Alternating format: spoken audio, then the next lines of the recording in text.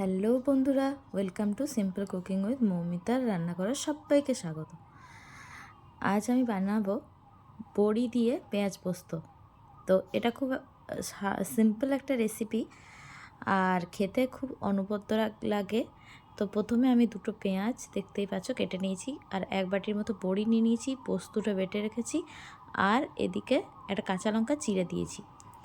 এরপর এই কটা ইনগ্রেডিয়েন্টস দিয়েই আর নুন হলুদ দিলেই কিন্তু আমার রেডি হয়ে যাবে এই বড়ি পোস্ত। বাড়িতে সেরকম কোনো সবজি না থাকলে এই রান্নাটি একবার অবশ্যই করে দেখতে পারেন, দারুণ লাগে খেতে। এরপর আমি প্রথমে কড়াইয়ে তেল দিয়ে বড়িগুলোকে ভালোভাবে ভেজে নিচ্ছি। এটা কিছুটা পেঁয়াজ পোস্তর মতনই, কিন্তু আমি এর মধ্যে বড়িও অ্যাড করেছি। এরকমভাবে শুধু পেঁয়াজ পোস্ত করেও কিন্তু আমরা খেতে পারি, খেতে কিন্তু অনবদ্য লাগে। বড়িগুলো ভালোভাবে ভেজে নিলাম, ভাজা হয়ে গেছে দেখতেই পেলেন। যে বড়ির ভাজার তেলটা বেঁচেছিল সেই ভাজা তেলেই আমি একটা কাঁচা লঙ্কা চেরাটা দিয়ে দিলাম আর পেঁয়াজগুলো দিয়ে দিলাম, ভালোভাবে ভেজে নেব তার জন্য। আর আমার রেসিপিগুলি যদি আপনাদের ভালো লেগে থাকে তো অবশ্যই কিন্তু লাইক, কমেন্ট, শেয়ার আর সাবস্ক্রাইব করতে ভুলবেন না।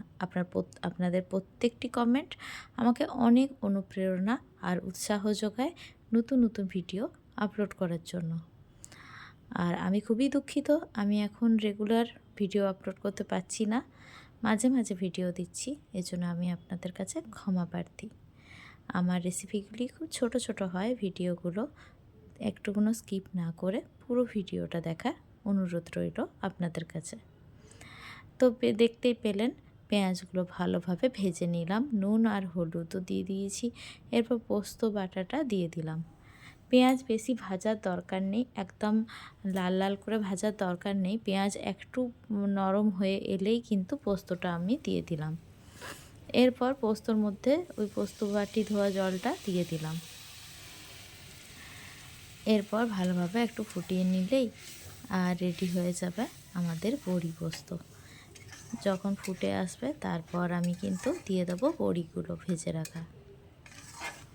এই রেসিপিটি বাড়িতে একবার বানিয়ে দেখবেন আর গরম ভাতের সাথে খেয়ে আমাকে অবশ্যই জানাবেন আপনাদের কেমন লাগলো এই বড়ি পোস্ত রান্নাটি। বড়িগুলো দিয়ে দিলাম আর সাবস্ক্রাইব করলে আমার খুব আনন্দ হয় যে আমার বন্ধুরা আমার পাশে আছে এটা জেনে। আর লাইক করলে আমি অনেক অনুপ্রেরণা পাই নতুন নতুন রান্নার জন্য। তো লাইক, কমেন্ট, সাবস্ক্রাইব প্রত্যেকটি কিন্তু একে অপরের সঙ্গে ওতপ্রোতভাবে জড়িত। তাই আপনাদের কাছে বারবার এই অনুরোধ যে ভিডিওটি পুরো দেখে আর লাইক, কমেন্ট, শেয়ার আর সাবস্ক্রাইব অবশ্যই করে দেবেন। হয়ে গেছে, বড়িগুলো দিয়ে দিলাম দেখলেন। এরপর আমি দিয়ে দিলাম এর মধ্যে একটু কাঁচা তেল।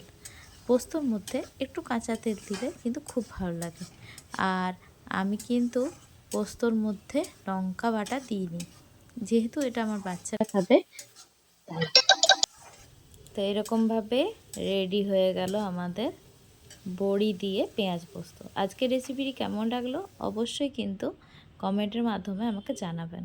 যদি ভালো লাগে অবশ্যই কিন্তু বাড়িতে বানিয়ে খেয়ে বলবেন কেমন হয়েছিল রেসিপিটি। আজকের মতো এখানেই শেষ। Tata, bye bye. Thank you, thanks for watching this video.